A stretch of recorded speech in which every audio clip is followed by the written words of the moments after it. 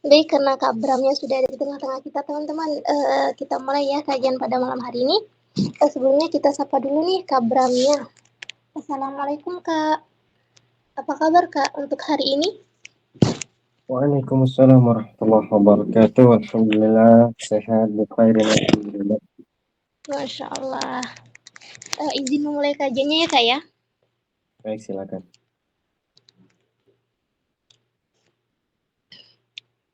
Bismillahirrahmanirrahim. Innal hamdalillah nahmaduhu wa nasta'inuhu wa nastaghfiruh wa na'udzubillahi min syururi anfusina wa min sayyiati a'malina. May yahdihillahu fala mudilla lahu wa may yudlil fala hadiyalah. Asyhadu an la ilaha illallah wa asyhadu anna Muhammadan abduhu wa rasuluhu amma ba'du. Alhamdulillah segala puja dan puji syukur senantiasa kita haturkan kehadirat Allah Subhanahu wa taala yang mana atas segala nikmat dan limpahan karunia-Nya yang telah diberikan kepada kita selama ini hingga sampainya kita pada malam hari ini dalam forum kajian yang insyaallah mulia ini. Shalawat serta salam semoga tetap tercurah limpahkan kepada baginda kita Nabi besar Nabi Muhammad SAW beserta sahabat, tabi'innya dan keluarga beliau. Semoga kelak di yaumil akhir kita mendapatkan syafaatnya. Amin amin ya rabbal alamin. Sebelumnya saya mengucapkan terima kasih banyak kepada Kak Bramasta yang telah bersedia meluangkan waktunya di sela-sela kesibukannya dan bersedia membagi ilmunya untuk kita semua di sini. Juga terkhususnya terima kasih banyak kepada teman-teman yang sudah mau berpartisipasi dan sudah mau menunggu agak lama ya. Tapi insya Allah kesabaran teman-teman dalam menunggu itu ada pahalanya yang mengalir teman-teman. Dan teman-teman yang hadir pada malam hari ini Masya Allah kurang lebih 36 orang ya sama admin. Masya Allah kalian tuh orang-orang hebat, kalian adalah orang-orang pilihan Allah yang gak semuanya bisa Allah berikan kesempatan waktu, kenikmatan kesehatan, juga hidayah, dan yang paling penting utama itu iman teman-teman. Karena kalau di hati kita nggak ada iman, kita nggak akan mungkin bisa hadir dalam forum kajian pada malam hari ini. Masya Allah, teman-teman itu luar biasa. Di saat anak muda yang lain tuh lagi sibuk pacaran, apalagi sekarang malam minggu ya. Kalau kata orang-orang malam minggu, anak muda yang lain tuh lagi pacaran, jalan sama pacarnya atau nongki-nongki sama teman-temannya di kafe. Tapi masya Allah, teman-teman di sini tuh healingnya adalah majelis ilmu, masya Allah. Baik, sebelumnya saya ingin ingatkan beberapa adab yang harus diperhatikan dalam bermajlis ya teman-teman. Yang pertama, menggunakan pakaian yang rapi serta menutup aurat. Dan yang kedua, siapkan catatannya untuk mencatat materi yang akan disampaikan. Yang ketiga, lebih afdalnya mungkin teman-teman dalam keadaan berwudu dan menghadap kiblat. Dan yang keempat, teman-teman jika mau on cam boleh. Asalkan tadi menutup aurat. Terus yang kelima teman-teman, jangan live sembarangan ya, karena itu merupakan adab dalam bermajlis teman-teman. Baik, saya izin bacakan susunan acara kita pada malam hari ini. Yang pertama, pembukaan. Yang kedua, perkenalan pemateri. Yang ketiga, penyampaian materi. Yang keempat, sesi tanya jawab. Dan yang terakhir, doa dan penutup. Masya Allah, itulah beberapa rangkaian acara kita pada malam hari ini. Dan kita buka forum kajian pada malam hari ini dengan mengucapkan basmalah bersama-sama. Bismillahirrahmanirrahim. Baik, tema kita pada malam hari ini itu rumahku, surgaku, atau nerakaku, Masya Allah, yang akan dibawakan langsung oleh Kak Bramasta Singgi. Dan mungkin sebelum masuk ke penyampaian materi, Kak boleh diperkenalkan diri dulu, nama kakak, aktivitas kakak, terus akun media kakak gitu. Tafadhol Kak, waktu dan layar kami persilahkan. Baik, bismillah. Masya Allah, terima kasih kepada moderator, jazakillah khairan katsiran. Ya, sebelum kita mulai, izinkan kami memperkenalkan diri terlebih dahulu. Nama saya pribadi adalah Bramasta Singgi Priyanggara. Ya, silakan mau dipanggil Kak Bram, Mas Bram, atau mau dipanggil Kak Singgi juga boleh, bebas. Ya, saya kelahiran dari kota Bondowoso, Jawa Timur, kota terpencil yang mungkin tidak banyak orang tahu ya. Dan saya saat ini sedang tinggal berkediaman di kota Jember, Jawa Timur. kota yang tidak jauh dari kota kelahiran saya, bersebelahan.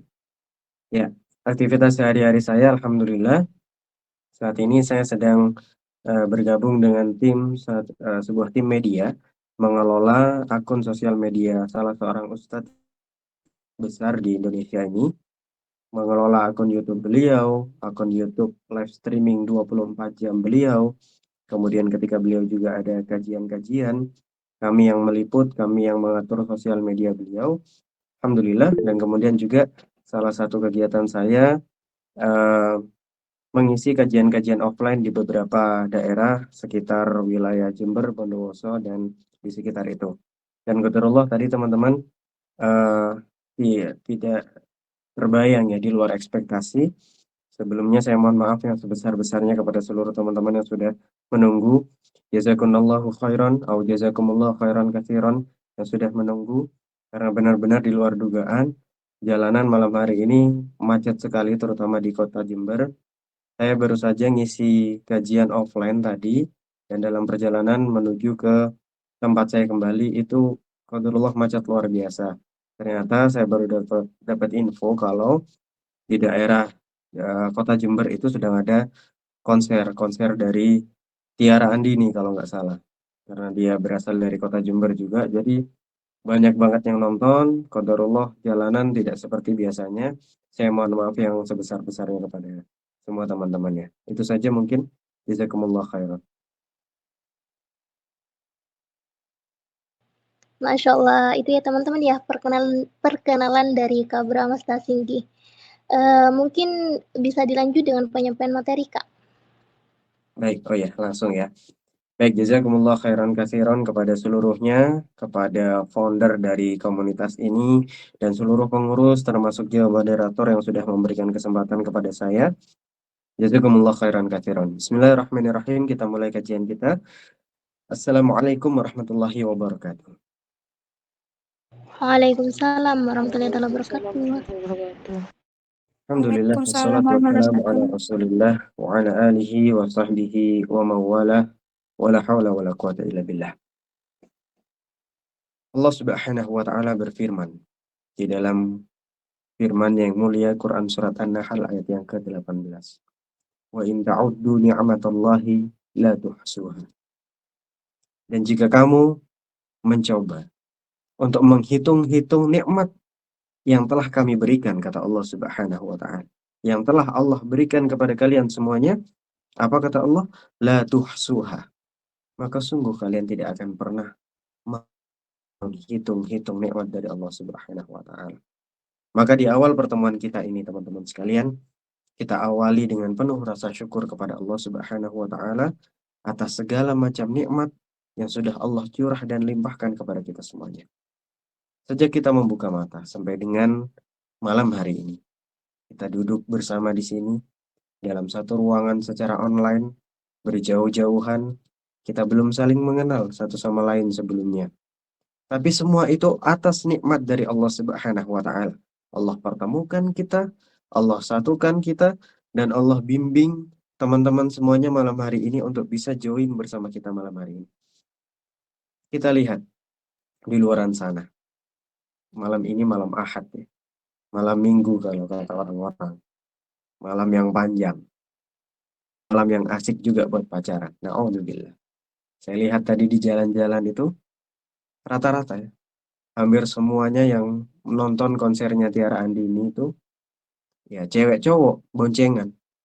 Entah mereka pacaran atau sudah nikah, wallahu a'lam. Tapi kemungkinan sedikit ya yang sudah nikah. Rata-rata di antara mereka ya pacaran. Keluar malam minggu, nonton konser. Ya, gimana ya? Kita nggak sedang membahas ini halal atau haram, ini bagaimana atau tidaknya.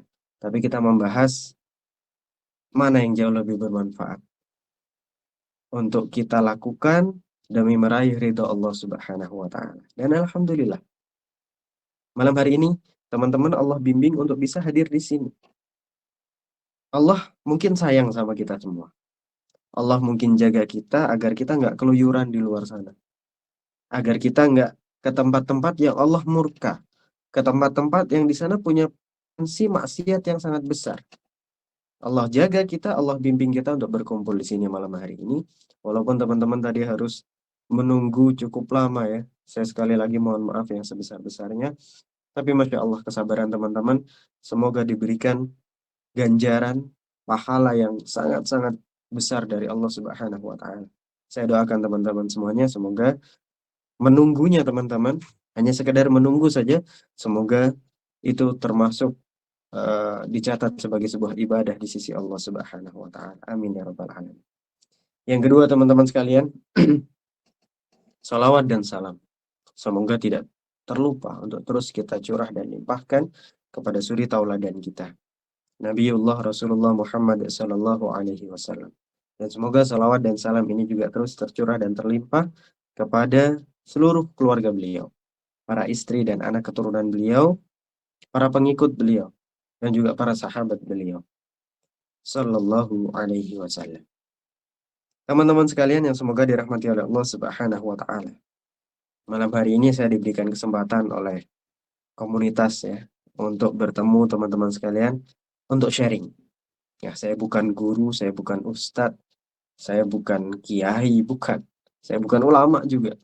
Saya manusia biasa. Hanya saja mungkin Allah Subhanahu wa Ta'ala lebih dulu memberikan sedikit ilmu kepada saya. Jadi tugas saya untuk sharing malam hari ini. Kalau ada yang kurang dari saya, tolong dilengkapi teman-teman. Kalau ada yang keliru dari apa yang saya sampaikan, tolong diluruskan. Karena saya manusia biasa, punya potensi untuk berucap. Nah, barakallahu fikum. Judul kita malam hari ini yaitu Rumahku, Surgaku, atau Nerakaku. Ya, semoga judul yang ini kita bahas secara detail tapi singkat, teman-teman. Nanti kalau lebih dari pukul 21.15 waktu Indonesia Barat, tolong saya diingatkan ya. Karena ini sudah terlalu malam, kesalahan dari diri saya pribadi yang tadi terkena macet di jalan qadarullah. Biar teman-teman yang mungkin dari Indonesia Tengah atau Indonesia Timur juga tidak terlalu malam. Baik. Rumahku, surgaku.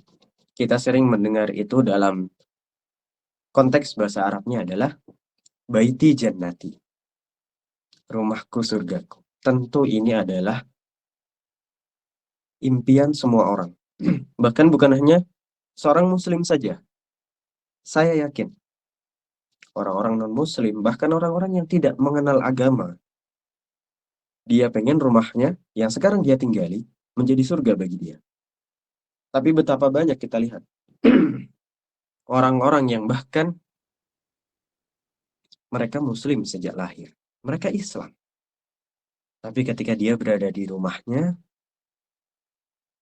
dia merasa nggak betah. Dia merasa nggak nyaman. Dia merasa rumah itu bukan tempat pulang bagi dia. Padahal, ya kemana kita tempat pulang? Ya ke rumah. Di bawah atap itu kita berteduh. Di bawah atap itu kita beristirahat. Di rumah kita. Dan tidak kita pungkiri. Sebagian besar waktu kita dalam hidup kita habiskan di mana teman-teman? Di tempat tinggal kita. Di rumah kita. Walaupun mungkin ada sebagian teman-teman yang mondok ya, di pondok pesantren mungkin. Tapi tetap ketika teman-teman pulang, ketika teman-teman nantinya sudah lulus dari pondok pesantren, ketika dikalkulasi, dihitung, tetap tempat paling lama kita tinggali adalah rumah kita.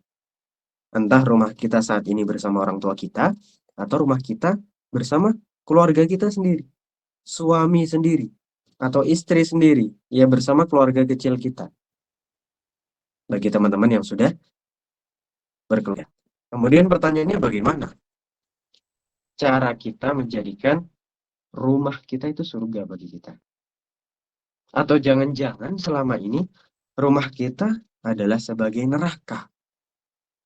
Kok bisa dikatakan neraka? Ya, karena nggak ada keindahan di sana. Tidak ada sesuatu yang membuat kita bahagia. Tidak ada ketenangan. Tidak ada rasa aman dan nyaman di sana. Yang ada rasa takut, rasa khawatir, rasa sedih, rasa sakit, dan yang sebagainya, yang merupakan kesengsaraan bagi kita. Na'udzubillah.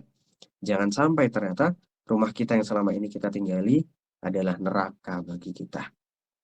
Kalau kita berbicara tentang nikmat-nikmat Allah yang tadi kita singgung di awal, tentu kita adalah makhluk Allah Subhanahu wa taala yang mengaku beriman kepada Allah, dan kita seringkali memohon kepada Allah Subhanahu wa taala agar Allah curahkan dan limpahkan nikmatnya kepada kita di dalam salat-salat kita, di dalam setiap doa-doa yang kita panjatkan. Seringkali kita memohon banyak nikmat dari Allah. Mungkin salah satunya doa yang seringkali kita baca, doa yang berasal dari firman Allah Subhanahu wa taala, Quran surat Al-Furqan ayat yang ke-74. Rabbana hab lana min azwajina wa dzurriyyatina lil muttaqina imama. Ya, doa ini lebih cocok untuk seorang laki-laki sebenarnya, seorang pemimpin rumah tangga. Tapi tidak memungkiri juga doa ini ya cocok-cocok aja untuk dipanjatkan oleh seorang wanita, seorang ibu rumah tangga misalkan. Apa arti dari doa ini? Rabbana hab lana, ya Tuhan kami, anugerahkanlah kepada kami min azwajina wa dzurriyyatina qurrata a'yun. Anugerahkan kepada kami istri-istri kami, pasangan-pasangan kami, dan keturunan-keturunan kami sebagai qurrata a'yun. Apa itu qurrata a'yun? Sebagai penyenang hati, penyejuk hati, yang membuat hati kita gembira, yang membuat hati kita tuh ngerasa ya, adem, tenang ketika melihat mereka. Ketika kita lihat pasangan kita bertemu dengan mereka, kita lihat anak-anak kita bertemu dengan mereka, itu rasanya tentram, tenang, sejuk. Itu salah satu dari doa-doa kita yang mungkin seringkali memang kita panjatkan kepada Allah Subhanahu wa taala. Rabbana hab lana min azwajina wa dzurriyyatina qurrata a'yun waj'alna lil muttaqina imama. Dan jadikanlah kami imam, pemimpin bagi orang-orang yang bertakwa. Doa yang sangat mulia sekali. Doa yang singkat, namun ternyata isinya, maknanya sangat mendalam sekali. Sepertinya sudah cukup ketika dari satu doa ini Allah kabulkan doa itu, kemudian kita merasakan nikmat itu, rasa-rasanya sudah cukup kebahagiaan di dunia kita dapatkan. Bayangkan, Allah anugerahkan kepada kita istri-istri dan keturunan-keturunan yang kalau kita ngelihat kepada mereka, sejuk hati kita, tenang jiwa kita, tentram gitu. Benar-benar didapatkan yang namanya sakinah, mawaddah, warahmah. Masya Allah. Nah sekarang pertanyaannya teman-teman. Di manakah seseorang itu bisa mendapatkan kenikmatan yang kita sebutkan tadi? Kenikmatan istri dan anak-anak yang menjadi penyejuk hati.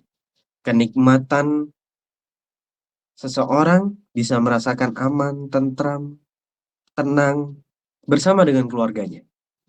Di mana kenikmatan itu bisa didapatkan? Di mana kira-kira teman-teman? Ada yang bisa jawab?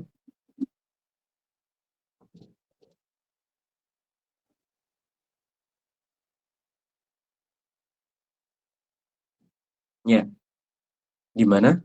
Apakah di kantor? Apakah di jalan? Apakah di mana? Ya, Masya Allah. Tentu, semua kenikmatan yang kita sebutkan tadi, kita akan dapatkan di rumah kita. Di rumah. Barakallah. Ya, betul sekali. Kenikmatan itu tentu akan kita dapatkan di rumah. Kalau memang kenikmatan itu sudah kita dapatkan di rumah kita, maka tentu sudah terwujud yang namanya baiti jannati. Rumahku, surgaku.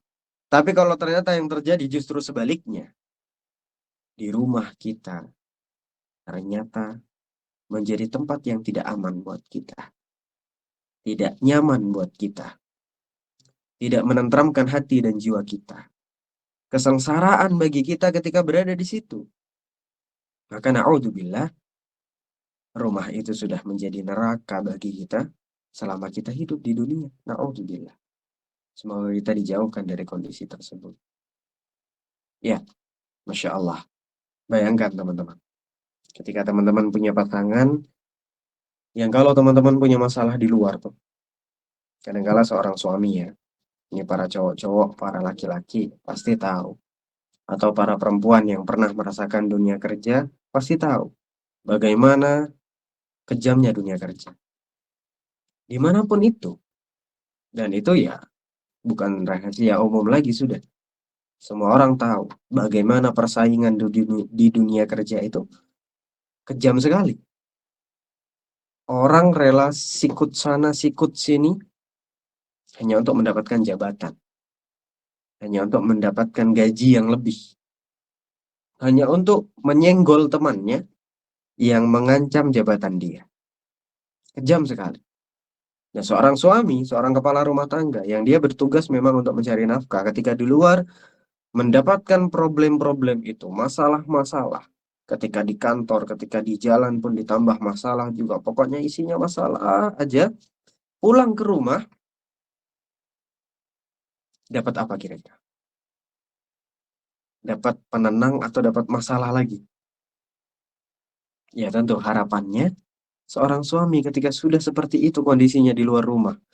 Di kerjaan dapat masalah, di jalan dapat masalah lagi. Pulang ke rumah, dia pengen ketemu sama anak dan istrinya dalam keadaan senang. Dia lihat istrinya, dia pandangi wajahnya, dia lihat anak-anaknya sudah menyambut. Yang dia harapkan adalah istri dan anak-anaknya menjadi qurrata a'yun, penenang bagi jiwa dia, penenang bagi hati dia, sejuk, hilang semua masalah. Betapa indahnya hidup yang kayak gini. Benar-benar keluarga ini sudah mewujudkan baiti jannati, rumahku surgaku. Ketika di luar dia dapat masalah, dapat problem berbagai macam, kerjaan ditekan oleh atasan dan lain sebagainya. Kemudian pulang ke rumah, dia mendapati rumahnya sebagai surga bagi dia. Hilang semua masalah. Sejuk hatinya, tenang dia. Masya Allah. Sungguh ini adalah impian mungkin ya hampir semua orang. Nah, pertanyaannya bagaimana mewujudkannya seperti ini? Mewujudkan sebuah impian yang luar biasa, yang hampir semua orang memimpikan hal itu, baiti jannati. Tentu kita sebutkan tadi, kalau kita ingin mewujudkan rumah kita tentram, maka harus ada kerjasama. Antar siapa kerjasama? Ya, antar semua anggota yang ada di rumah itu. Suami, istri, saling kerjasama. Suami, istri, anak-anak, semuanya saling kerjasama. Kalau ternyata di situ masih tinggal sama orang tuanya, berarti suami, istri, sama orang tuanya, ada anak-anaknya juga. Semuanya harus bekerja sama untuk mewujudkan baiti jannati. Untuk mewujudkan rumahku, surgaku. Kalau nggak kerjasama, sulit teman-teman. Atau bahkan tidak akan mungkin terwujud. Suaminya pengen rumahnya jadi surga. Istrinya nggak pengen begitu. Istrinya tiap hari marah-marah aja. Kerjaannya ngomel-ngomel aja. Anaknya dimarah-marahin terus. Suaminya diomel-omelin terus. Padahal suaminya habis dapat masalah di kantor. Pusing, kerjaan nggak beres-beres, ditekan sama atasan. Gaji mau dipotong, bahkan diancam PHK. Di jalan dapat masalah lagi. Didolimin sama orang dan lain sebagainya. Sampai rumah diomelin sama istrinya. Mana nih kok nggak bawa oleh-oleh pulang dari kantor? Mana nih belanjaannya? Aku udah titip kok nggak dibeliin. Mana nih Wah, anak-anak juga udah pada nangis dimarahin sama ibunya. Na'udzubillah. Betapa sengsaranya kehidupan yang seperti ini. Bukan menjadi surga rumahnya, tapi menjadi neraka bagi orang tersebut. Maka tadi harus ada kerjasama. Nah, pertanyaannya, bagaimana dengan yang masih jomblo? Sekarang masih tinggal sama orang tuanya. Ya, dia yang berperan. Di dalam rumahnya, dia berperan untuk menjadikan rumah itu menjadi surga bagi dia. Dia ajak orang tuanya. Bagaimana membuat sebuah rumah tangga yang harmonis. Kalau sesuatu itu nggak perlu membuat kita emosi, ya nggak perlu dibikin emosi. Kalau sesuatu itu sepertinya nggak perlu untuk dipermasalahkan, nggak usah dipermasalahkan.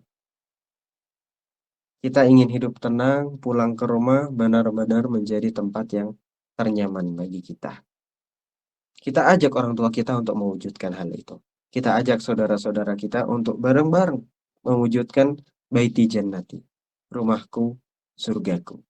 Nah, bagi yang mau menikah, jangan lupa kalau memang pengen dapat baiti jannati, seperti doa yang kita sebutkan tadi, Rabbana hablana min azwajina wa dzurriyyatina qurrata a'yun. Ya Tuhan kami, anugerahkan kepada kami istri-istri dan anak-anak keturunan kami yang menjadi penyejuk hati kami. Maka bagi cowok-cowok yang belum menikah, nanti jangan sampai salah pilih. Jangan sampai salah pilih. Kata Nabi SAW, tunkahul mar'atu li arba'. Wanita tuh biasanya dinikahi karena 4. Ada 4 hal yang menjadi daya tarik wanita. Cowok tuh milih wanita biasanya karena 4 ini. 5 liha. Pertama karena hartanya. Ya, ada cowok-cowok yang melihat cewek dari hartanya. Ada. Wali hasabiha. Dan dari kedudukannya. Ya, cewek ini anaknya siapa? Cewek ini nasabnya bagaimana? Apakah dia anaknya kiai, anaknya ustadz, atau anak orang biasa aja? Kadang-kala ada cowok-cowok yang melihat dari sisi itu. Wali jamaliha. Dan dari parasnya.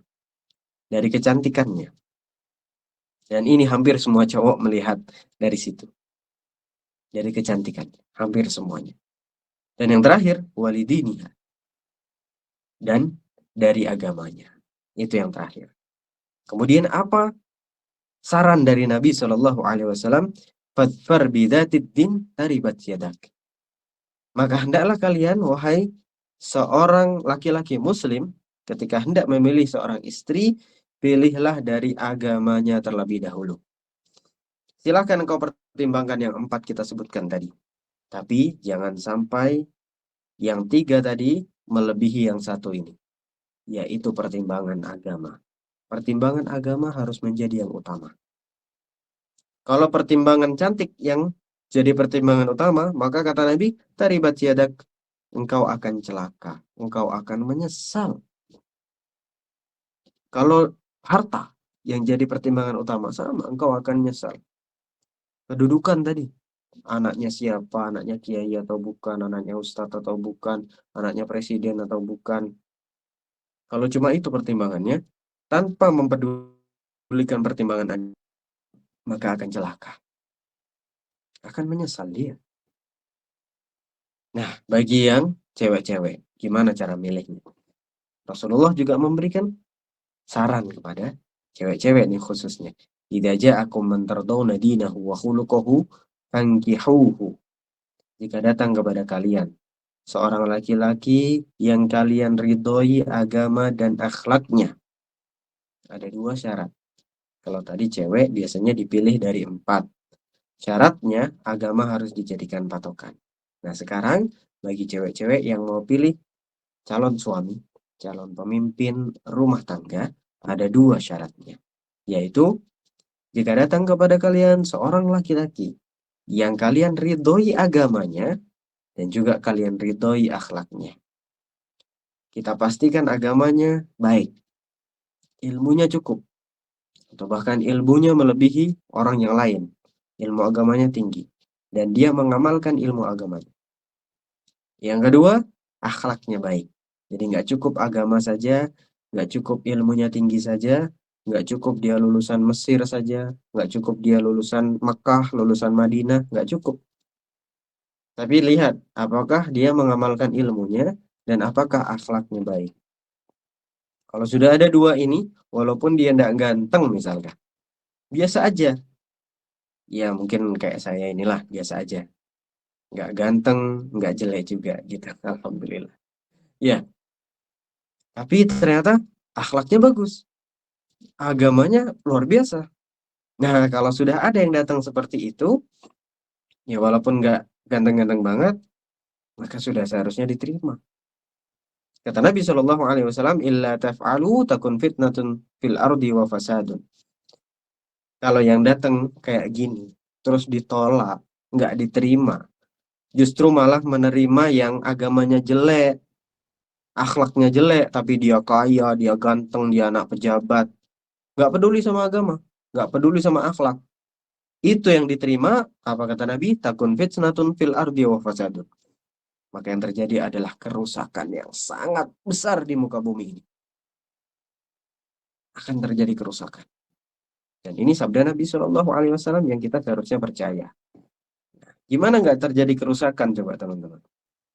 Kalau yang ternyata terpilih menjadi pasangan kita yang akan tinggal satu rumah nih sama kita, satu atap, dan seumur hidup kita bukan hanya 1 hari 2 hari, sebulan 2 bulan, bukan setahun 2 tahun, enggak. Seumur hidup kita akan hidup sama dia. Terus kita salah memilih, maka akan jadi apa rumah kita? Jadi neraka bagi kita. Naudzubillah. Jangan sampai. Setelah kita pilih pasangan hidup yang tepat, yang sesuai dengan saran dari Rasulullah Muhammad Sallallahu Alaihi Wasallam, kita sudah yakin dia baik agamanya, dia juga bagus akhlaknya. Kita nikah dengan dia dan alhamdulillah benar seperti itu. Maka apa yang perlu dilakukan setelahnya? Yang perlu dilakukan setelah itu adalah menghidupkan rumah kita dengan ketaatan-ketaatan kepada Allah. Ya betul, rumah kita sudah tidak menjadi neraka bagi kita. Tapi ternyata tidak cukup dengan menikah saja, dapat orang yang tepat, tinggal satu rumah, udah selesai. Enggak seperti itu. Kalau yang terjadi seperti itu, maka rumah kita memang tidak menjadi neraka, tapi rumah kita menjadi kuburan bagi kita. Kuburan saat kita hidup. Kita tinggal di kuburan kita sendiri, di rumah, tapi rasanya seperti kuburan. Kata Nabi Shallallahu Alaihi Wasallam, "La taj'alu buyutakum maqabira. Inna syaitana yanfiru minal baitil ladzi tuqra'u fihi suratul Baqarah." Janganlah kalian jadikan rumah kalian itu seperti kuburan, kata Nabi Shallallahu Alaihi Wasallam. Kok bisa seperti kuburan? Ya, karena di dalam rumah kita nggak pernah kita bacakan ayat-ayat Allah Subhanahu Wa Taala. Nggak pernah kita perdengarkan firman-firman Allah Subhanahu Wa Taala. Nggak pernah, sama sekali, nggak pernah. Terus gimana? Rumah akan menjadi surga bagi kita kalau rumah itu kering, kerontang dari ketaatan-ketaatan kepada Allah. Nggak ada sama sekali. Maka rumah itu menjadi seperti kuburan. Karena di kuburan nggak ada orang baca Quran. Sejatinya nggak ada syariat membaca Quran di kuburan, nggak ada. Makanya rumah yang sepi dari bacaan Quran itu seperti kuburan, kata Nabi Shallallahu Alaihi Wasallam. Nah, maukah rumah kita menjadi kuburan, padahal kita masih hidup di dalam rumah itu? Jangan sampai. Inna syaitana yanfiru minal baitil ladzi tuqra'u fihi suratul Baqarah. Sesungguhnya syaitan itu akan lari dari rumah-rumah yang dibacakan di dalamnya Quran surat Al-Baqarah. Setan lari, teman-teman. Jadi sudah sedikit godaan kita, gangguan kita sudah sedikit karena setannya sudah lari. Tinggal gangguan dari hawa nafsu kita sendiri. Kita pengen romantis sama suami kita pengen harmonis keluarga kita, insya Allah mudah. Karena setannya sudah pergi. Ketika apa? Ketika dibacakan ayat-ayat Allah, dibacakan Al-Quran, terutama Quran surat Al-Baqarah, setan akan pergi dari sana. Nah, kemudian juga sabda Nabi Shallallahu Alaihi Wasallam, "Ij'alu fi buyutikum min salatikum, wala tattakhiduha kubura." Jadikanlah rumah kalian sebagai tempat sholat kalian, dan jangan jadikan ia sebagai kuburan. Disamakan lagi sama Nabi Shallallahu Alaihi Wasallam seperti kuburan, karena di kuburan nggak ada orang sholat, nggak ada syariat sholat di kuburan. Maka jangan sampai rumah kita sama seperti kuburan, nggak pernah dipakai sholat. Loh, bukannya kita wajib sholat di masjid ya? Iya, itu wajib bagi laki-laki saja. Sholat fardu 5 waktu wajib di masjid bagi laki-laki. Tapi bagi wanita jauh lebih baik di rumah. Jauh lebih baik di rumah. Dan ini pendapat paling kuat dari para ulama bahwa sholat berjamaahnya para wanita jauh lebih baik dikerjakan di rumah. Dan yang dimaksud juga di sini, jadikanlah rumah kalian sebagai tempat sholat. Yang dimaksud adalah sholat-sholat sunnah, sholat duha, sholat tahajud, sholat witir, sholat qobliyah dan ba'diyah. Semua sholat-sholat sunnah sebisa mungkin kita kerjakan di rumah kita. Agar apa? Agar rumah itu tadi menjadi tempat kita melakukan ketaatan-ketaatan kepada Allah Subhanahu wa Ta'ala, dan rumah kita menjadi surga bagi kita selama kita hidup di dunia ini. Wallahu a'lam bishawab. Ini yang bisa kita sampaikan teman-teman sekalian. Kalau ada yang belum jelas, ada sesuatu yang membingungkan di diri teman-teman sekalian, silakan kita masuk ke sesi tanya jawab mungkin ya. Saya kembalikan terlebih dahulu kepada moderator. Jazakumullah khairan. Masya Allah. Baiti jannati, Masya Allah. Cukup singkat tapi jelas ya teman-teman. Jadi rumah itu adalah tempat ternyaman dan teraman dalam mencari ketenangan. Dan kalau kita mau mewujudkan rumah itu tentram, maka harus ada kerjasama di dalamnya untuk mewujudkan rumahku surgaku. Jadi ingat harus ada kerjasama teman-teman. Gitu, Masya Allah. Baik, mungkin langsung saja ke sesi tanya jawab.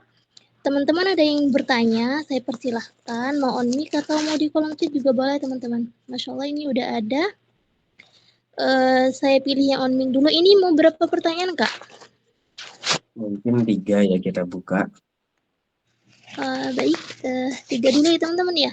Ini ada yang say hand dari Kak Alma. Tafadhol Kak.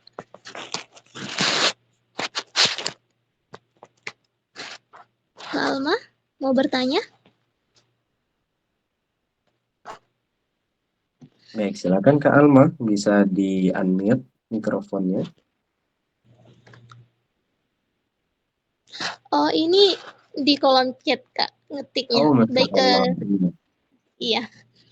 Saya bacakan. Kalau teman-teman ada yang mau on mic boleh teman-teman. Ini saya bacakan dulu dari Kak Ade. Assalamualaikum warahmatullahi wabarakatuh. Bagaimana kabarnya Kak? Alhamdulillah, sehat. Nah, Masya Allah. Kak izin bertanya, kan ada wanita yang memilih untuk tidak mau dekat dengan laki-laki dalam artian menjaga diri dan lebih memilih menunggu orang yang memiliki niat baik datang ke rumah. Terkadang ada pertanyaan, gimana mau nikah sedangkan dekat dengan laki-laki saja tidak pernah. Lalu apa ada doa untuk para wanita yang belum memiliki pasangan agar segera mendapatkan jodoh atau pasangan soleh, baik agamanya? Tafadhol Kak. ya, Masya Allah. Kadangkala masyarakat kita itu karena sudah terbiasa ya dengan kemaksiatan, naudzubillah. Makanya kadang sebuah kemaksiatan itu dianggap biasa aja, bahkan dianggap sebuah keharusan. Ya, pertanyaan sangat bagus sekali dari saudari kita ya. Barakallahu fiik, jazakillahu khairan pertanyaannya. Gimana kalau kita sudah punya ilmunya, kita sudah tahu bagaimana cara ta'aruf yang benar, cara mencari jodoh yang sesuai dengan tuntunan Allah dan Rasul-Nya. Tapi ternyata orang-orang sekitar nggak dukung.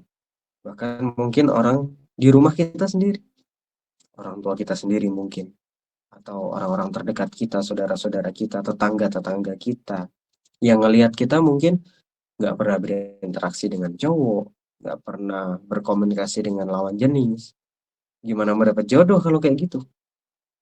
Kapan mau nikah kalau kayak gitu? Kalau kayak gitu, lihat tuh teman-teman kamu, semuanya udah nikah. Mereka kan pacaran, jadi gampang dapet cowok. Na'udzubillah. Jangan sampai kita terhasut dengan hasutan-hasutan mereka. Ya kalau kita mau pakai bahasa kasarnya itu, di Quran surat An-Nas kita sudah sering kali baca. Minal jinnati wan nas, ya kan? Was-was yang diberikan itu bukan hanya dari jin saja, tapi dari jin dan manusia, kata Allah Subhanahu wa Ta'ala. Jadi syaitan yang seringkali memberikan was-was kepada kita, yang akhirnya kita berbuat maksiat kepada Allah Subhanahu wa taala, naudzubillah, itu kadangkala dari syaitan yang berbentuk manusia juga. Makanya kita harus hati-hati. Jangan sampai kita ikut bersama mereka. Kita sudah tahu ilmunya, bagaimana cara ta'aruf yang benar. Kalau memang kita kita tidak mau ke biro jodoh misalkan. Kalau toh kita mau ke biro jodoh, nggak ada masalah. Kita ajukan ke biro jodoh, siapa tahu ada yang cocok dengan kita. Siapa tahu ada yang satu visi misi, ada yang satu tujuan, keinginannya sama, kriterianya cocok, terus orangnya deket juga, nggak jauh-jauh dari tempat kita tinggal misalkan, dapat, cocok, bismillah, nikah. Tapi kalau misalkan kita mau nunggu, nggak ada masalah. Sambil memperbanyak doa kepada Allah Subhanahu wa taala. Itu jauh lebih baik insya Allah. Pertahankan yang seperti itu, jangan sampai kita tergoda. Cobalah kamu kenalan sama cowok-cowok itu. Komunikasilah sama mereka. Oh, boleh-boleh aja. Tapi kenalan kita dalam proses ta'aruf. Tukeran CV, kemudian ke prosesi berikutnya kalau memang cocok. Terus bertahap seperti itu, jangan sampai proses perkenalan kita, ta'aruf kita, justru melanggar syariat Allah Subhanahu wa taala. Na'udzubillah. Jangan sampai. Silakan berkomunikasi seperlunya untuk kebutuhan ta'aruf. Silahkan perkenalan, kenalkan diri sedetail-detailnya, kenalkan juga kriteria yang kita mau seperti apa sedetail-detailnya. Tujuannya untuk apa? Untuk ta'aruf. Saling mengenal satu sama lain untuk menuju jenjang pernikahan. Pertahankan yang seperti itu, semoga Allah mudahkan. Semoga Allah jaga dan Allah segera datangkan nanti. Di waktu yang tepat insya Allah. Di waktu yang tepat, bersama orang yang tepat juga insya Allah. Dan kalau berbicara tentang doa, nggak ada doa khusus ya. Doa itu banyak teman-teman. Doa secara umum kita minta kebaikan kepada Allah Subhanahu wa taala, kebaikan di dunia, kebaikan di akhirat. Kemudian tadi juga memohon uh, istri, diberikan istri dan anak keturunan yang menjadi penyejuk hati. Itu bukan hanya seorang yang sudah nikah aja ya. Jomblo juga boleh kok pakai doa itu. Boleh. Rabbana hablana min azwajina wa dzurriyyatina qurrata a'yun waj'alna lil muttaqina imama. Jomblo juga boleh. Silahkan doa pakai doa itu agar Allah nantinya datangkan pasangan kepada kita, pasangan yang menyejukkan hati kita. Nanti Allah datangkan keturunan-keturunan kita, keturunan yang menenangkan jiwa dan raga kita. Insya Allah seperti itu. Kalau memohon kebaikan secara umum juga yang seringkali kita panjatkan, Rabbana atina fid dunya hasanah wa fil akhirati hasanah wa qina adzabannar. Itu secara umum. Kebaikan apapun itu di dunia dan di akhirat. Bolehkah doa pakai bahasa Indonesia? Boleh. Boleh. Silakan. Doa apapun pakai bahasa Indonesia, pakai bahasa Jawa, pakai bahasa Madura, mungkin kalau ada yang dari Madura. Boleh, nggak ada masalah. Bebas, yang penting tetap tawakal kepada Allah, doanya jangan lupa, disertai usaha juga. Usaha mungkin tanya ke kawan, ke saudara, siapa tahu ada yang cocok, bismillah. Barakallah fik, itu mungkin ya. Wallahu ta'ala alam bissawab. Ya, saya kembalikan kepada moderator. Masya Allah, jadi jodoh itu datang di waktu yang tepat, bukan di waktu yang cepat, begitu ya Kak ya? Ya, nggak perlu cepat-cepat, tapi harus tepat. Nah, iya, Masya Allah. Bagaimana Kak Ade? Sudah jelas jawaban dari Kak Bramastanya?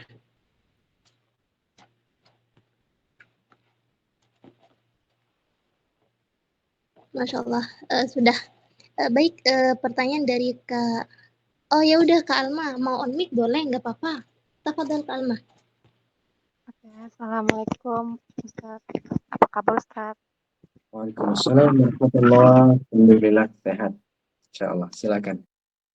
Ya maaf Ustaz, agak sedikit panjang. Jadi begini, Alhamdulillah semakin hari saya semakin bersyukur karena doa-doa yang saya minta ke Allah itu setiap hari dikabul satu persatu. Ustaz, dulu Insyaallah. saya pernah capek banget berdiri sendiri untuk menegakkan tiang agama di dalam rumah. Karena di dalam rumah hanya saya yang beribadah. Hingga akhirnya saya selalu berdoa untuk meminta hidayah kepada keluarga saya. Alhamdulillah satu persatu anggota keluarga saya akhirnya sholat hingga mengaji. Meskipun belum semua, setidaknya sikap mereka pun membaik dan rumah saya semakin damai.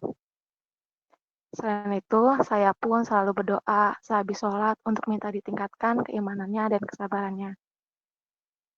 Alhamdulillah juga saya bisa melewati cobaan semuanya dengan tenang tanpa emosional. Kalau merasa bingung banget, saya mengadu ke Allah dengan meningkatkan ibadahnya lagi. Ya, meskipun tingkat ibadahku belum bisa istiqomah Ustadz, masih naik turun untuk melakukan sunnahnya. Karena doa-doaku ini saya berpikir, apakah saya dihadirkan di dunia ini fungsinya sebagai penengah keluarga dan sebagai wasilah untuk memperbaiki hubungan di keluarga. Apa boleh saya berpikir seperti itu, Ustadz? Lalu, dari semua yang ada di dalam doaku, ada satu keluarga yang sering aku lupa, yaitu almarhumah kakak perempuanku yang meninggal sebelum aku lahir. Dan aku hanya mendoakan keluarga yang hidup tanpa henti, tanpa almarhumah kakakku ini jarang aku doakan karena aku lupa. Pertanyaannya, apakah saya salah Ustadz karena melupakan almarhumah karena saya belum pernah bertemu beliau sehingga lupa? Apakah almarhumah kakakku ini juga bakal ngelupain saya sebagai adiknya seperti apa yang saya lakukan kepada beliau? Apakah ketika sudah meninggal, sebagai keluarga bisa saling tolong-menolong saat terjadinya hisab? Almarhumah kakak perempuanku ini meninggal di umur 6 bulan 10 hari. Terima kasih Ustadz. Assalamualaikum warahmatullahi wabarakatuh. Waalaikumsalam warahmatullahi wabarakatuh. Masya Allah. Ya, saya simpulkan ada 2 pertanyaan ya, kalau tidak salah tadi, berkaitan dengan sebagai penengah keluarga dan juga menjadi yang kedua tentang doa kepada seluruh anggota keluarganya, dan qadarullah mungkin ada yang sering kali terlupa, yaitu kakak perempuannya yang sudah meninggal terlebih dahulu. Nah, Masya Allah, pertanyaan sangat bagus sekali. Jazakillah khairan, barakallah fiq. Pertanyaan pertama terlebih dahulu ya. Alhamdulillah. Cerita tadi atau pertanyaan tadi sebagai bentuk motivasi bagi kita semua. Ternyata kita nggak sendirian, teman-teman. Mungkin juga ada dari teman-teman yang pernah merasakan hal yang sama. Ketika teman-teman diberikan hidayah oleh Allah Subhanahu wa taala, tapi seisi rumah qadarullah belum ada yang dapat hidayah. Kita sendirian sampai merasakan capek, sampai mau nyerah bahkan. Tapi alhamdulillah pada akhirnya Allah tolong kita. Doa-doa kita Allah kabulkan satu persatu. Hingga sampai detik ini keluarga kita sudah berubah. Sudah membaik, ibadah pun sudah mulai satu persatu. Walaupun mungkin belum istiqomah, tapi jauh lebih baik daripada kondisi yang dulu. Alhamdulillah. Ya, ini sebuah bukti teman-teman bahwa hidayah itu nggak bisa dibeli. Rasulullah pun pernah berangan-angan. Kalaulah hidayah itu bisa aku beli, aku akan belikan untuk orang-orang terdekatku, untuk pamanku, untuk Abu Thalib, yang selalu memberikan dukungan-dukungan kepada Nabi Shallallahu Alaihi Wasallam, tapi nggak bisa mendapatkan hidayah dari Allah Subhanahu Wa Taala. Kalaulah hidayah itu bisa dibeli, Rasulullah pengen beli buat orang-orang terdekatnya. Tapi ternyata seorang Rasulullah Muhammad Shallallahu Alaihi Wasallam tetap sama, tidak bisa membeli hidayah dari Allah Subhanahu Wa Taala. Apalagi kita, kita bukan siapa-siapa, manusia biasa penuh dengan dosa. Kita ingin keluarga kita dapat hidayah, iya betul. Tapi apakah kita bisa membeli hidayah itu untuk keluarga kita? Nggak bisa, nggak bisa dibeli. Bisanya apa? Dimohon, minta sama Allah Subhanahu Wa Taala. Kapan Allah kabulkan? Kapan Allah kasih? Ma tasya. Terserah kepada Engkau ya Allah. Engkau yang punya kehendak, Engkau yang punya kebijakan, Engkau yang tahu kapan hidayah ini turun dalam waktu yang tepat, dalam kondisi yang terbaik. Allah yang paling tahu. Jadi jangan bosan, kita jangan bosan. Kalau kita lebih dulu diberikan hidayah, berarti memang tugas kita untuk mengingatkan orang-orang terdekat kita. Bayangkan kalau orang lain yang dikasih hidayah, kita belum dikasih hidayah. Kemudian orang itu memberi beberapa nasihat kepada kita, memberikan masukan kepada kita. Kita tolak misalkan, karena kita nggak suka dengan nasihat-nasihat dia. Maka kita sudah menutup hidayah dari Allah Subhanahu Wa Taala. Nah, kalau dia nyerah, Gimana ceritanya? Kalau dia nyerah, ya hilang sudah, nggak ada kesempatan lagi bagi kita untuk mendapatkan hidayah dari Allah. Tapi dia nggak nyerah, dia tetap ingin kita menuju kepada kebaikan. Nah, seharusnya ketika kita di posisi seseorang yang sudah mendapatkan hidayah dari Allah, harusnya kita nggak nyerah, teman-teman. Terus berusaha. Capek, iya capek. Capek. Semua manusia di muka bumi ini pernah merasakan capek yang sama. Tapi capeknya kita capek untuk akhirat. Seneng apa nggak seneng? Kalau capeknya kita ternyata capek untuk akhirat. Seneng dong harusnya. Orang lain capek, ya capeknya karena maksiat misalkan. Capeknya malah dapat dosa. Kita capek tapi dapat pahala. Senang apa nggak senang? Senang insya Allah. Makanya jangan nyerah. Terus berusaha seperti itu. Terus doakan agar hidayah meliputi seluruh keluarga kita.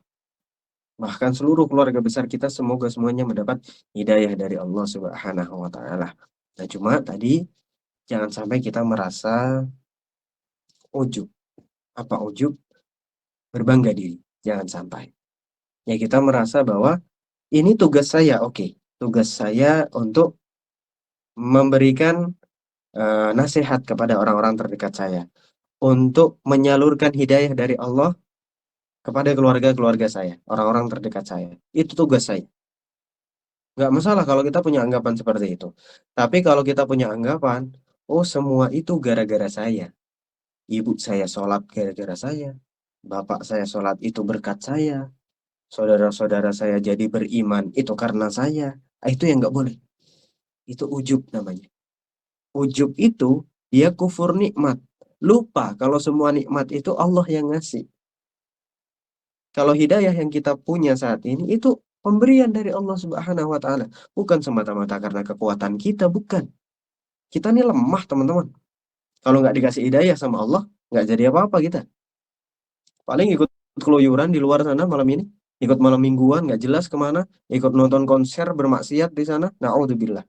Tapi karena Allah kasih hidayah, kita ada di sini saat ini. Kita menjadi tombak dari keluarga kita untuk terus melakukan ketaatan-ketaatan kepada Allah Subhanahu wa taala. Mendoakan mereka agar jangan pernah berhenti, teruskan seperti itu. Perbanyak sabar, insya Allah setiap sabar yang kita usahakan akan bernilai pahala di sisi Allah Subhanahu wa taala. Pertanyaan kedua tadi berkaitan dengan doa. Ya, luar biasa. Doa yang selalu kita panjatkan untuk orang-orang terdekat kita tentu akan kembali kepada kita. Doa-doa yang baik pasti akan kembali kepada kita. Termasuk juga pahala-pahala dari doa-doa yang kita panjatkan, insya Allah akan menetap di sisi Allah Subhanahu wa taala. Namun tadi pertanyaannya, ada yang terlupa karena ada satu kakak yang qadarullah meninggal dunia pada waktu kecil dan sebelum beliaunya lahir gitu. Ya, semoga ke depannya jangan lupa lagi untuk turut mendoakan. Apakah nanti beliau akan lupa dengan kita? Iya, belum tentu. Belum tentu. Enggak, bukan karena kita tidak sengaja lupa di dunia ini kemudian dia nanti di sana juga lupa. Enggak. Insya Allah ingat. Toh karena kita nggak sengaja juga. Kita sudah berusaha mengingat tapi seringkali lupa. Enggak masalah insya Allah. Terus berusaha ingat kalau kita mungkin ya punya kakak perempuan yang sudah meninggal terlebih dahulu. Mungkin jauh lebih baik kalau doa itu secara umum saja. Nggak perlu disebutkan satu persatu namanya, tapi secara umum, Allahumma gfir lil muslimina wal muslimat wal mu'minina wal mu'minat al ahya'i minhum wal amwat. Masya Allah, itu doa yang sangat umum sekali. Ya Allah, ampuni, berikan ampunan seluruh kaum muslimin dan muslimat, kaum mukminin dan kaum mukminat semuanya, al ahya'i minhum wal amwat, yang hidup di antara mereka, yang sekarang masih hidup, dan yang sudah wafat di antara mereka. Semuanya kena itu. Semuanya kita mohonkan ampunan. Termasuk juga di dalamnya ya kakak dari yang sudah meninggal tadi. Termasuk juga akhirnya kita nggak lupa insya Allah. Al ahya minhum wal amwat innaka sami'un qaribun mujibud da'awat. Kemudian ditambah lagi doa Rabbana ighfir lana wa li ikhwanina alladziina sabaquna bil iman wa la taj'al fi qulubina ghillan lil ladzina amanu rabbana innaka ra'ufur rahim. Ya Allah, ampunilah kami dan juga bagi saudara-saudara kami yang telah mendahului iman daripada kami. Ya, sudah lebih dulu beriman kepadamu daripada kami. Tentu termasuk di dalamnya leluhur-leluhur kita, kakak-kakak yang mungkin sudah nggak ada ya, yang lebih dulu beriman kepada Allah daripada kita, semuanya akan kita mohonkan ampunan, itu termasuk ke dalamnya. Maka insya Allah kalau kita rutin memohonkan ampunan bagi mereka semuanya, ampunan itu juga akan kembali kepada kita. Dan pertanyaan perihal syafaat tadi juga, Allahu a'lam. Seorang anak yang dia wafat dalam keadaan bayi, balita, dia belum mukallaf ya, belum balik juga, belum punya dosa dia, maka dia punya potensi untuk memberikan syafaat bagi orang tuanya. Bagi orang tuanya. Dan apakah akan memberikan syafaat juga bagi saudara-saudaranya, orang-orang terdekatnya? Wallahu a'lam. Wallahu a'lam. Karena yang punya hak untuk memberikan syafaat itu bukan kakak kita itu tadi yang sudah wafat, bukan. Tapi Allah Subhanahu wa Ta'ala yang punya hak. Allah ingin ngasih syafaat melalui beliau, bisa saja. Dan itu tergantung ketetapan Allah Subhanahu wa Ta'ala, tergantung kehendak Allah Subhanahu wa Ta'ala. Wallahu a'lam bishawab. Masya Allah, bagaimana Kalma, sudah jelas dari jawaban dari Kak Bramastanya? Iya, sudah jelas. Terima kasih Ustadz. Masya Allah. Sama-sama. Baik, mungkin satu pertanyaan lagi ya Kak ya. Ya, silakan. Dari Kak Eliana mau bertanya, silahkan Kak. Assalamualaikum warahmatullahi wabarakatuh, Kak. Waalaikumsalam warahmatullahi wabarakatuh. Apa kabarnya, Kak? Alhamdulillah, baik, sehat, alhamdulillah. Sebelumnya makasih atas izinnya bisa bertanya. Saya mau tanya, Kak, apakah kita boleh membuat rumah baru di saat rumah yang kita miliki tidak seperti yang apa kita inginkan, meskipun itu sudah diperbaiki namun tidak ada perubahan sama sekali? Terima kasih, Kak. Ya. Barakallahu fiik ya. Pertanyaan perihal rumah. Semua orang pengen memperbaiki rumahnya, pengen merenovasi rumahnya. Tapi kadang-kala orang tuh salah fokus gitu. Dia renovasi ya eksteriornya saja. Interior rumahnya juga kadang-kala ya diperbagus lah biar keren. Tapi lupa kalau rumah yang sebenarnya itu bukan itu. Betapa banyak rumah yang gede-gede itu ya. Yang mungkin kalau di Malang itu ada jalanan Ijen itu yang rumahnya gede-gede luar biasa.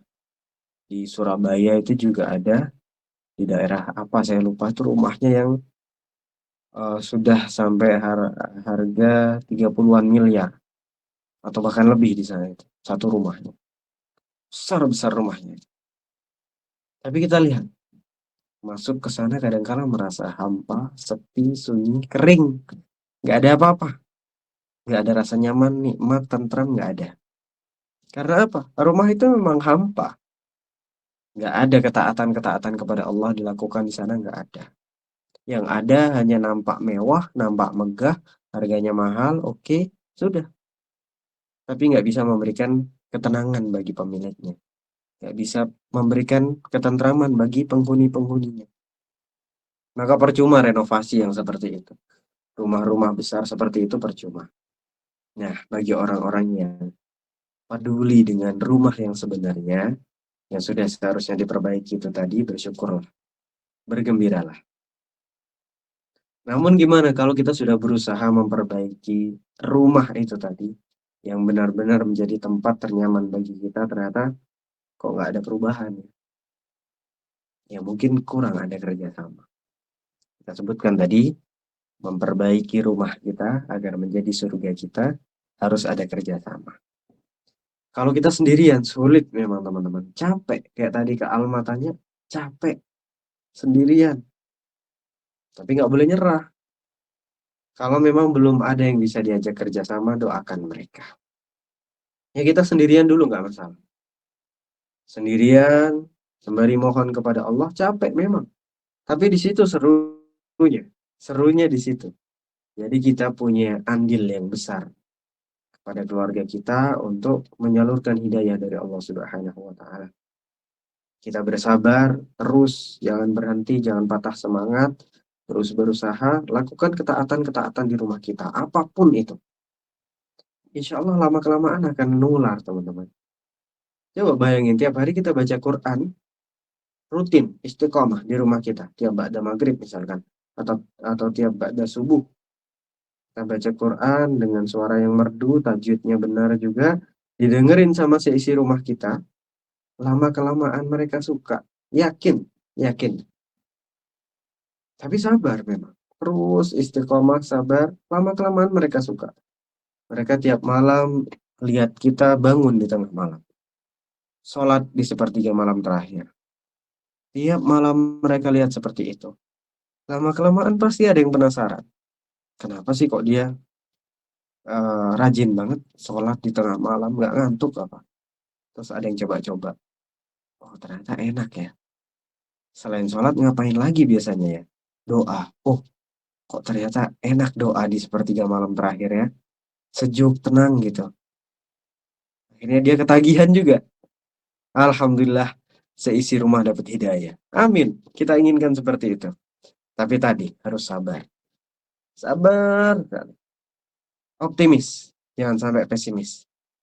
Kalau memang sekarang belum terasa perubahannya, mungkin besok. Kalau besok belum lagi, mungkin besoknya lagi. Terus seperti itu, jangan sampai kita putus asa, malah kita yang terjatuh kepada keburukan lagi. Naudzubillah, jangan sampai. Ya, semoga dimudahkan oleh Allah Subhanahu wa taala kita semuanya mewujudkan yang namanya baiti jannati, rumahku surgaku. Itu yang bisa kita bahas malam hari ini. Wallahu a'lam bishawab. Mohon maaf atas segala kekurangan. Bagi pertanyaan yang belum terjawab, saya juga mohon maaf yang sebesar-besarnya. Semoga ada kesempatan kita di lain waktu. Saya kembalikan kepada moderator. Masya Allah. Bagaimana Kak Eliana? Sudah jelas jawaban dari Kak Bramastanya? Alhamdulillah sudah jelas. Terima kasih, Kak. Masya Allah. Baik, karena waktu juga udah agak malam, kita lanjut ya teman-teman. Masya Allah, jazakallah khair kepada Kak Bramasta atas materi dan jawaban-jawabannya. Semoga apa yang kakak sampaikan pada malam hari ini bisa menjadi ladang pahala jariah untuk kakak sendiri. Dan itu ya teman-teman ya, jawaban dari pertanyaan teman-teman semuanya. Dan jika teman-teman masih mau bertanya mungkin di lain kesempatan ya teman-teman, karena udah malam juga, kasihan teman-temannya mau istirahat gitu. Semoga dengan adanya sesi tanya jawab tadi bisa lebih membuat teman-teman paham lagi tentang materi yang Kak Bramasta tadi sampaikan. Dan jangan lupa teman-teman untuk diamalkan ilmu yang diperoleh pada malam hari ini. Alhamdulillah tak terasa sudah di ujung acara, yaitu doa dan penutup. Dan alangkah baiknya mungkin untuk Kak Bram yang memimpin doa. Tafadhol Kak. Baik, terima kasih sekali lagi kepada moderator dan kepada seluruh pengurus komunitas. Jazakumullahu khairan. Jazakumullahu khairan katsiran wa barakallahu fikum. Semoga Allah berikan ganjaran yang terbaik kepada teman-teman semuanya. Bagi para peserta juga. Ya, alhamdulillah kita sudah di penghujung acara. Terima kasih kepada peserta yang stay sampai akhir. Sekali lagi saya mohon maaf atas segala kekurangan saya, keterlambatan saya tadi di awal, dan kalau ada yang salah dari apa yang saya sampaikan, mohon diluruskan. Saya mohon maaf yang sebesar-besarnya. Dan kalau ada yang benar, itu datangnya dari Allah Subhanahu wa taala. Wallahu a'lam bishawab. Kita akhiri pertemuan malam hari ini dengan doa kafaratul majelis. Subhanakallahumma bihamdika asyhadu an la ilaha illa anta astaghfiruka wa atubu ilaik. Saya kembalikan kepada moderator. Masya Allah. Alhamdulillah selesai sudah kajian kita pada malam hari ini. Lebih dan kurangnya mohon dimaafkan karena yang benar datangnya dari Allah Subhanahu wa taala yang Maha benar, dan yang salah khilaf serta dosa datangnya dari saya pribadi sebagai manusia biasa yang tidak pernah luput dari salah khilaf dan dosa. Akhirul kalam, wabillahi taufiq wal hidayah. Wassalamualaikum warahmatullahi wabarakatuh. Mungkin untuk Kak Bram bisa keluar terlebih dahulu, Kak. Sekali lagi terima kasih atas ilmu dan waktunya malam ini, Kak. Sama-sama, barakallahu fiik.